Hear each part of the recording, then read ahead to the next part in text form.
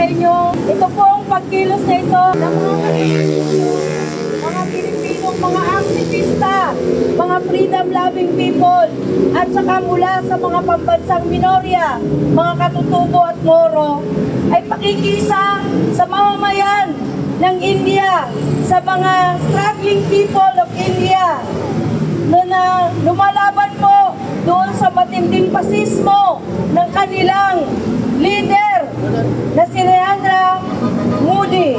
Ang gobyerno ng India ay nagbigay po ng taning na uubusin na raw sa pamamagitan ng kontra-insurhensyang programa ng Operation Agar.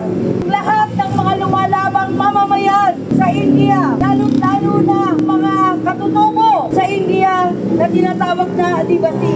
Sila po na mga lumalaban, mga tribo o kolektibong termino sa mga tribo na lumalaban para sa kanilang lupain, para protektahan at depensahan ang kanilang mga komunidad, ay under attack po sa ngayon. Sila po na lumalaban para depensahan ang kanilang komunidad laban sa matinding militarisasyon, pasismo ng gobyerno ni Modi. Hindi po natin maiaalis na ang India ay kasapakat ng US sa kanyang world domination para sa Asia. Yan ay ginagamit para sa Indo-Pacific na proyekto para kontrolin ang buong Asia. Gayon din ang kanyang role doon sa pag-aangkat ng maraming armas, pagpili ng maraming armas para supilin ang buhay ng kanyang mamamayan. Ang gobyerno ni Modi sa India ay napakalaki na ng utang na dugo sa mga mamamayan ng India. Hindi lamang sa mga adivasi, kung hindi pati sa mga katulad namin, kareligiyon namin mga Muslim na isa ring ginagamit sa pamamagitan ng kanilang rasismo laban sa mga Muslim, ginagamit din o napupunta rin sa mga masaker. Kaya kami rin na mga kapatid ninyong Muslim ay nakikisimpatya at sumusuporta doon sa galit ng mga mamamayang Muslim na Indians na nakatira ngayon sa India na inaapi, minamasaker din, ginagamit pa ang mga katagang pumapatay raw ng sacred cow ang mga kapatid naming Muslim doon.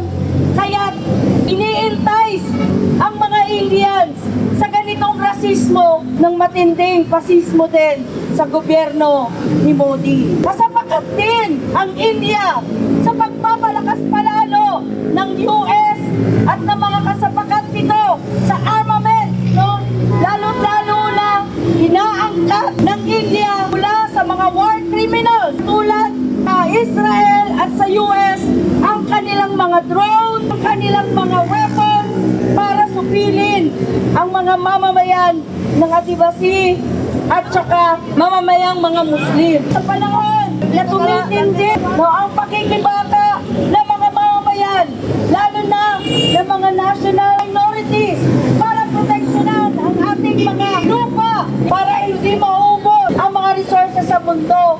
Nangangailangan ng matinding suporta ang mga mamamayang lumalaban para sa kanilang karapatan. Ang pakikibaka ng mga mamamayan ng India ay hindi naiiwalay sa pakikibaka ng mga mamamayan Pilipino.